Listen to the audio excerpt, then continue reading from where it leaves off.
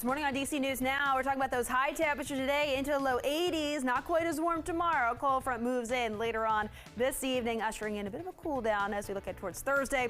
All the latest details on those numbers coming up in just a couple of minutes. Also coming up this morning, a new top cop in D.C. What the new interim police chief has planned for the district and his stance on curbing violent crime. Plus, a battle over pickleball, how a proposal for new courts in Arlington has gotten controversial for some neighbors and players. And on the move for Memorial Day weekend, what you need to know before you hit the road or hop on a flight. The station covering all of the DMV. This is DC News Now. All right, it's 8 o'clock on this Wednesday morning. Good morning to you. Thanks for joining us. I'm Corey James. Good morning. I'm Tanaya Wright. We're going to start you off with a live look outside this morning, Jackie. It's a little bit of a cooler start, but it's going to be a nice day. Yeah, we're going to be seeing those temperatures cranking back up into the low 80s later on this afternoon. Not quite as warm as we get towards tomorrow. We will be tracking a cold front pushing in as we get towards later on tonight, and that could spark up a chance for a spot shower or two. But aside from that, that's really our only rain chance through this week, which is incredible. And then we're tracking some rain showers, though, for this upcoming Memorial Day weekend. Not a washout, though. Look at those temperatures right now. We're still stuck into the 40s, Woodstock and Luray at this hour. Low 50s now in Winchester and Martinsburg, upper 50s. Hagerstown just jumped up to 60 in D.C. We are low 60s, though, over towards Lexington Park. There's that cold front off towards our north. That will swing through later on today, I think closer towards sunset or a little bit after. And reminder, sunset these days is a little bit after 8 p.m. So we're looking at that rain chance a little bit after that. This is a view of Futurecast showing us a few of those showers starting to pop up behind that cold front ever so slightly.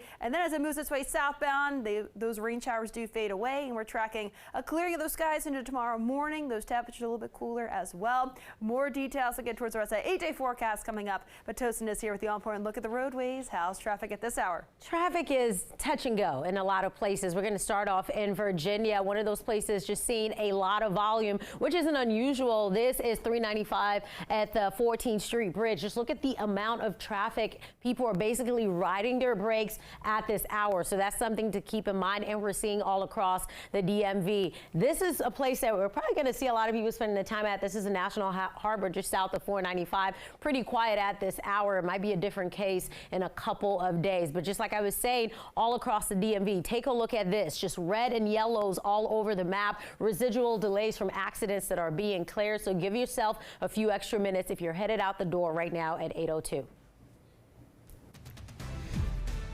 Thank you, Tosin. It is 8:02 on a Wednesday morning. Yeah, let's take a look at your Know and Go headlines this morning. The 19-year-old accused of running a U-Haul truck into a barrier near the White House is expected to appear in federal court today. Investigators say Sai Khandula drove the truck into the barrier Monday night. He is facing multiple charges, including threatening to kidnap or inflict harm on a president, vice president, or family member. Today marks the first day the new interim police chief as Sean Benedict takes command for DC Police. He takes over for Chief Robert Conti, who officially retires on June 3rd. Benedict has been with DC Police since 2021. And negotiations continue over the national debt ceiling and the quickly approaching June 1st deadline. President Biden and House Speaker Kevin McCarthy met Monday to continue the discussion. So far, they are still showing little progress as Republicans and Democrats clash over spending cuts. And new this morning, a man is recovering after being shot in Germantown. Police say it happened around 7:45 last night near Misty Meadow Terrace. That's where police say they found the man who was shot. He was taken to the hospital with non-life-threatening injuries. So far, no arrests have been made.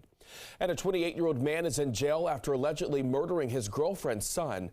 Montgomery County Department of Police say Marlon Melendez was arrested Monday. He's accused of abusing his girlfriend's 16-month-old. Investigators say the toddler was found not breathing back in March and died at the hospital. Melendez is facing first-degree child abuse, and second-degree murder charges. He is being held without bond.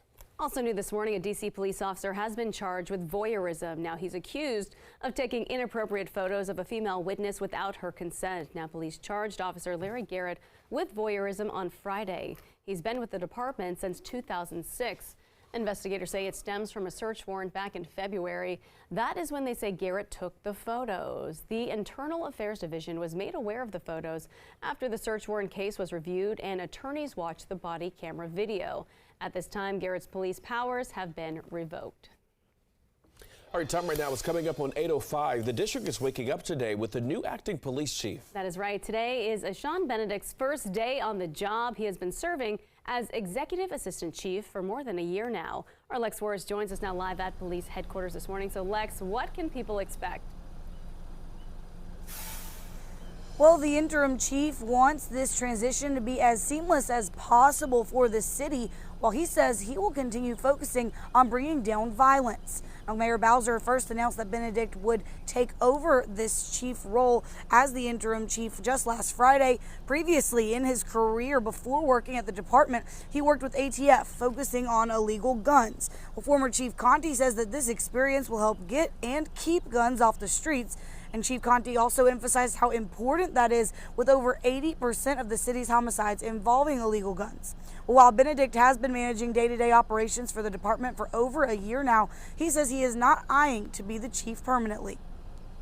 I think it's important to bring some stability and consistency to department operations and not have that distraction at all. So my focus is on the city and quelling the violence in the city.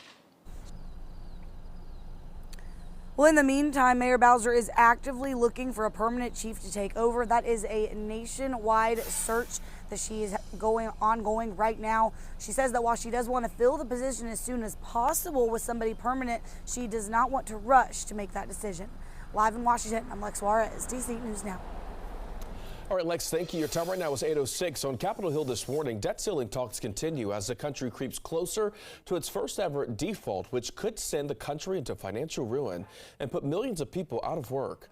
Washington correspondent Trevor Shirley is live on Capitol Hill this morning with the latest. Trevor, good morning. Hey there, good morning. And that date where the U.S. can no longer pay its bills may come as early as June 1st, according to the Treasury Department.